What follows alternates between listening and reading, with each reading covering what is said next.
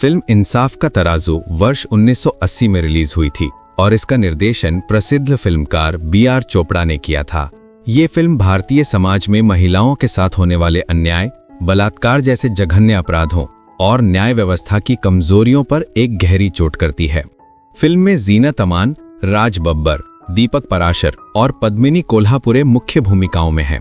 ये फिल्म अमेरिकी film lipstick से प्रेरित थी, पर बी.आर. चोपड़ा ने इसे भारतीय सामाजिक परिस्थितियों में ढालकर बेहद प्रभावशाली बना दिया। कहानी एक खूबसूरत और आत्मनिर्भर युवती भावना सक्सेना की है, जो एक मशहूर मॉडल और फैशन डिजाइनर है। वो अपनी छोटी बहन मुन्नी के साथ रहती है। भावना आत्मसम्मान और आत्मनिर्भरता की प्रतीक है। उसकी जिंदगी में एक अमीर, घमंडी और बिगड़ेल युवक राकेश गुप्ता आता है। राकेश उसे अपने पैसे और रुतबे से प्रभावित करने की कोशिश करता है, लेकिन भावना उसकी झूठी बातों में नहीं आती। जब वो उसका प्रस्ताव ठुकरा देती है तो राकेश उसकी इज्जत लूट लेता है। भावना टूट जाती है, लेकिन हार नहीं मानती। वो पुलिस में शिकायत दर्ज करवाती है और अदालत में न्याय पाने के लिए संघर्ष करती है, मगर अदालत में उसे ही कटघरे में खड़ा कर दिया जाता है। वकील उससे ऐसे सवाल पूछते हैं जो उसकी गरिमा को ठेस पहुंचाते हैं। उसके कपड़ों, पेशे और जीवन शैली पर उंगली उठाई जाती है। समाज और कानून दोनों ये साबित करने की कोशिश करते हैं कि शायद गलती उसी की थी। सबूतों की कमी के कारण अदालत राकेश को बरी कर देती है। ये फैसला भावना को अंदर से झकझोर देता है। समय बीतता है और कुछ वर्षों बाद वही राकेश उसकी छोटी बहन मुन्नी के साथ भी वैसा ही अपराध करता है।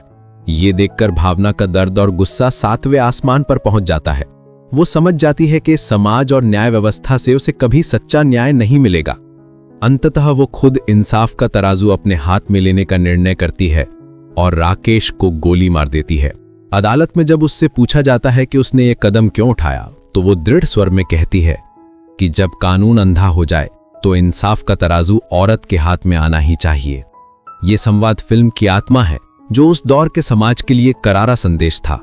जीनत अमान ने भावना के किरदार को अत्यंत संवेदनशीलता और शक्ति के साथ निभाया। उनके चेहरे के भावों और संवादों ने दर्शकों को भावनात्मक रूप से झकझोर दिया। राज बब्बर ने राकेश के रूप में एक निर्दयी और घमंडी युवक का किरदार इतनी सच्चाई से निभाया कि दर्शक उनसे नफरत करने लगे। ये उनके शुरुआती करियर का एक बेहद यादगार किरदार था।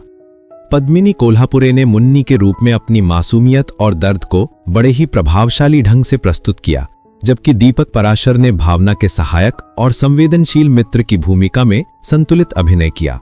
फिल्म का संगीत रवि ने दिया था और गीत साहिर लुधियानवी ने लिखे थे।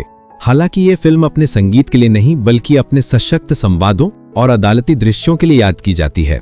इंसाफ का तराजू ने यह प्रश्न खड़ा किया कि जब एक महिला न्याय मांगती है तो समाज उसके चरित्र का मूल्यांकन क्यों करता है।